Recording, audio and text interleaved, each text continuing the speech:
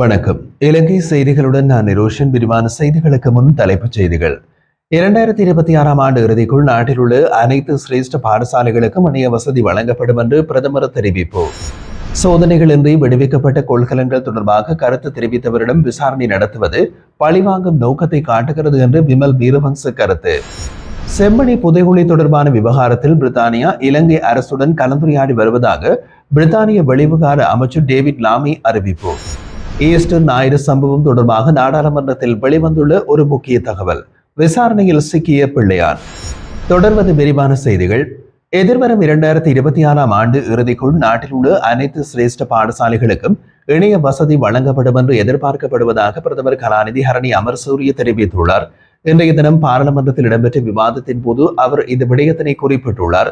1000 பாடசாலைகளுக்கு தகவல் தொழில்நுட்ப உபகரணங்களை வழங்கும் திட்டம் முன்மொழியப்பட்டு அதற்கான அமைச்சரவை அனுமதி பெறப்பட்டுள்ளதாகவும் அவர் தெரிவித்தார். இதுவரை 1500 பாடசாலைகளுக்காக 1900 ஸ்மார்ட் போர்டுகள் விநியோகிக்க திட்டமிடப்பட்டுள்ளதாகவும் கல்வித்துறையின் அனைத்து நிலைகளையும் ஒருங்கிணைக்கும் தேசிய கல்வி மேலாண்மை அமைப்பு உருவாக்கும் ஆரம்ப நடவடிக்கைகள் மேற்கொள்ளப்படுகின்றன என்றும் தெரிவித்தார். இந்த திட்டம் தூய்மை இலங்கை பணியின் கீழ் இலங்கை விமானப்படையின் தொழில்நுட்ப ஆதரவுடன் முன்னெடுக்கப்படுகின்றது. மேலும் இடைநிலை பாடசாலைகளுக்கும் 2026 முடியும் முன் இணைய வசதிகள் வழங்கப்படும் என்றும் எதிர்பார்க்கப்படுகிறது. இதற்காக பாடசாலைகளுக்கு மாதம் 5000 வரம்பெற்ற தரப்பு தொகுப்பு வழங்கப்படும் திட்டம் நடைமுறைப்படுத்தப்பட்டுள்ளதாக அவர் கூறினார்.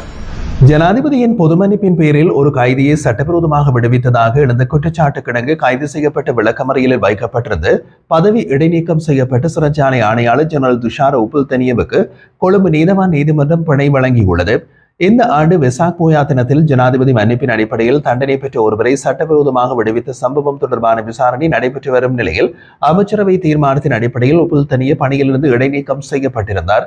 முன்னர் இடம்பெற்ற விசாரணைகளில் வெசாக் பொது மன்னிப்பு பட்டியலில் பெயர் இடம்பெறாத போதிலும் உப்புல்தனிய ஜனாதிபதி மன்னிப்பை முறையில்லாத வகையில் பயன்படுத்தி அதுல திலகரட்னவை விடுவித்ததாக சட்டமாதிபர் திணைக்களம் நீதிமன்றத்தில் தெரிவித்துள்ளது. மேலும் ஜனாதிபதி மன்னிப்பு திட்டத்தின் மூலம் 60க்கும் மேற்பட்ட கைதிகள் சட்டவிரோதமாக விடுவிக்கப்பட்டிருக்கலாம் என்பதையும் முதல் கட்ட விசாரணைகள் வழியாக கண்டறியப்பட்டுள்ளதாக அதிகாரப்பூர்வ தகவல்கள் தெரிவிக்கின்றன. சுங்க சோதனைகளின்றி விடுவிக்கப்பட்ட கொள்கலன்கள் நேரடியாக ஈடுபட்டவர்களிடம் விசாரணைகளை நடத்தாமல் அதை பற்றி கருத்து தெரிவித்தவரிடம் விசாரணை நடத்துவது பழிவாங்கும் நோக்கத்தை காட்டுகிறது என்று தேசிய சுதந்திர முன்னணியின் தலைவர் விமல் வீரவங்ச குறிப்பிட்டுள்ளார்.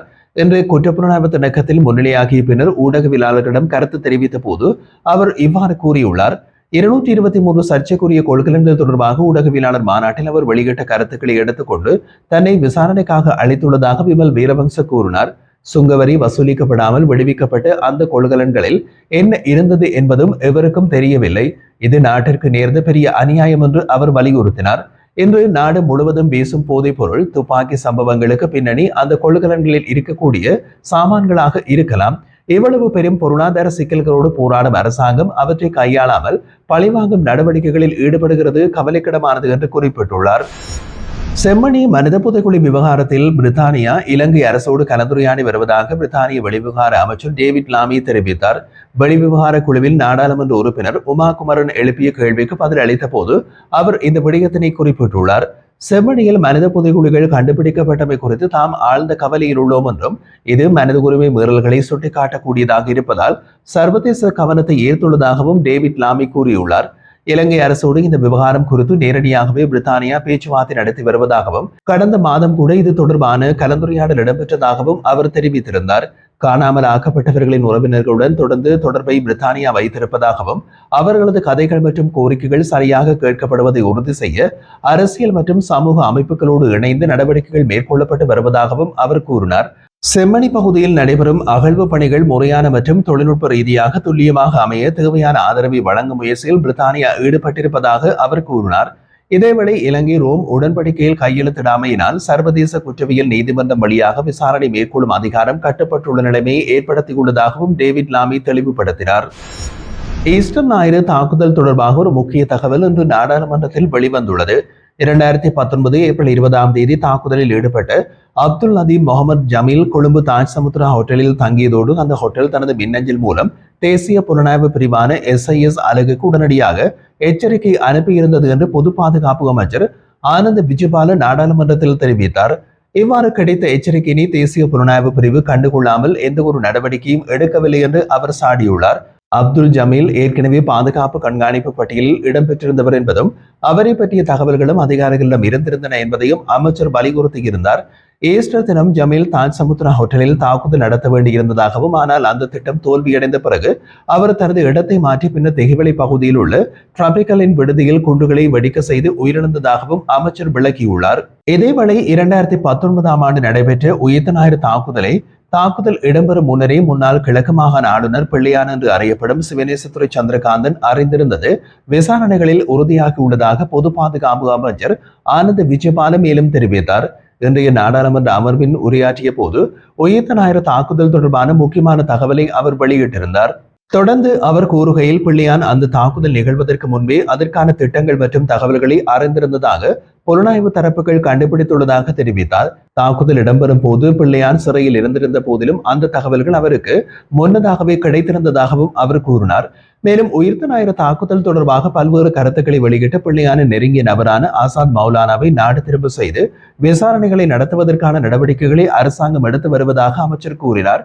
ஆசாத் மௌலானாவின் வெளிப்பாடுகளை விசாரிக்க அதற்கமைவாக நல்லாட்சி அரசின் காலத்தில் அன்றைய பிரதமர் ரணில் விக்ரமசிங்கவால் விசாரணை குழு ஒன்று நியமிக்கப்பட்ட பின்னர் 2023 மற்றும் 2024ஆம் ஆண்டுகளில் அவரது வெளிப்பாடுகளை ஆய்வு செய்ய மேலும் 2 விசாரணை குழுக்கள் ரணிலால் நியமிக்கப்பட்டது.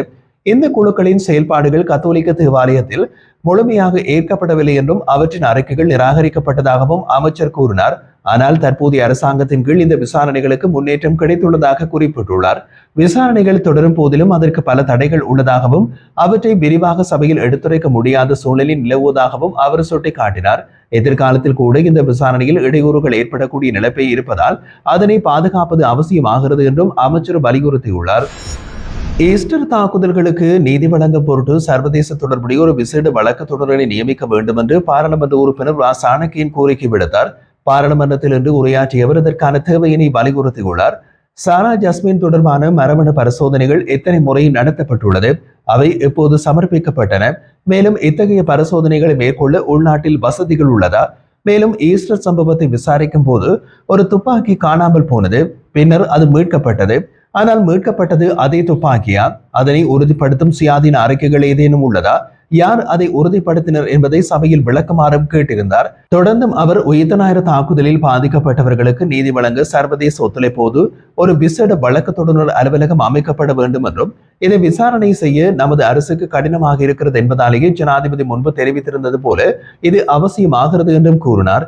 இதனை விளக்குவதற்காக அவர் 2004ஆம் ஆண்டிலிருந்து உருவாக்கப்பட்ட சில குழுக்களை எடுத்து காட்டினார். கிழக்கு மாகாணத்தில் இராணுவ புலனாய்வு பிரிவால் உருவாக்கப்பட்ட இந்த குழுக்களின் தலைவர்களாக சமால், ஃபைசால் மற்றும் கலீல் ஆகியோர் இருந்ததாகவும் அவர்களுக்கு அடையாள அட்டைகள் வழங்கப்பட்டிருந்தன என்றும் தெரிவித்தார். அந்த அடையாள அட்டைகளில் உள்ள புகைப்படங்களை சபையில் சமர்ப்பிப்பதாகவும் அவர் குறிப்பிட்டுள்ளார். 2008 முதல் 2019 வரையான காலப்பகுதியில் இவர்கள் ஒவ்வொருவரும் மாதம் 17,000 சம்பளம் பெற்றுள்ளார்கள் எனவும் இவர்களில் ஒருவர் ரோமன் ரசாத் என்பவராக இருந்ததாகவும் அவர் கூறினார். அவர் ஈராவூர் போலீஸ் நிலைய பொறுப்பதிகாரியின் சமையல்காரராக பணியாற்றி இருந்த போது அவருடைய துப்பாக்கியை காணாமல் போயிருந்தது.